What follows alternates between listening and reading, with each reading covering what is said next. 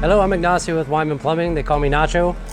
We're out here in Deer Valley. We're doing a service line pull. So from the meter, we're pulling a new line to the home where the main actually goes into the house right here on the other side of this bush.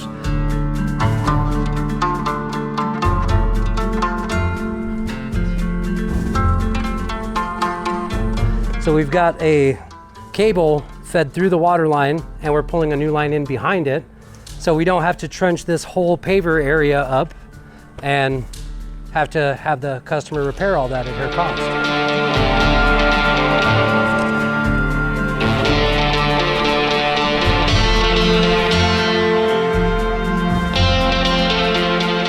It does save the homeowner money in the long run. They don't have to reset the patios, and especially with her neighbor's driveway being right there to their garage, unfortunately she'd be having to pay for that as well. So we are trying to save her some money.